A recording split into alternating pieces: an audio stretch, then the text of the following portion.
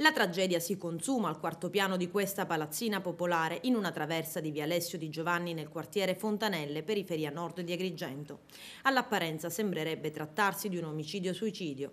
Lui, Giorgio Luparello, 57 anni, piccolo imprenditore nel settore delle pulizie, che uccide al termine di una lite la moglie Patrizia Moscato, 48 anni, e poi con la stessa arma, un fucile, decide di togliersi la vita.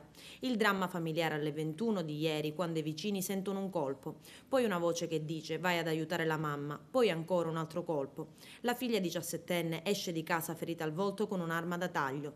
Vengono allertate le forze dell'ordine, polizia e carabinieri che si precipitano sul posto. Intanto la ragazza viene soccorsa e trasportata all'ospedale San Giovanni di Dio. Pare abbia assistito a tutte le fasi della tragedia, anche se la dinamica non è ancora chiara e molti particolari sono al vaglio degli investigatori coordinati dal PM Brunella Sardoni, titolare dell'inchiesta. Sul posto si sono portati anche gli uomini della scientifica. Lo scenario di due morti, moglie e marito, Patrizia Moscato, 48 anni, e Giorgio Luparello, di 57. Il corpo della donna con un colpo al viso è stato trovato in una stanzina, quello dell'uomo con un colpo alla spalla in cucina. L'arma del delitto, un fucile calibro 12 mai denunciato. Sul posto si sono recati anche gli altri tre figli della coppia, uno in stato di gravidanza.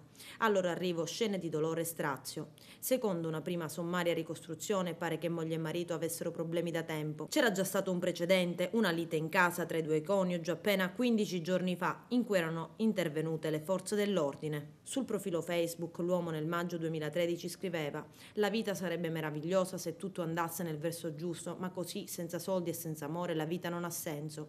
Poi ancora Luparello scriveva: sono disperato, sto perdendo l'unica anima che ho.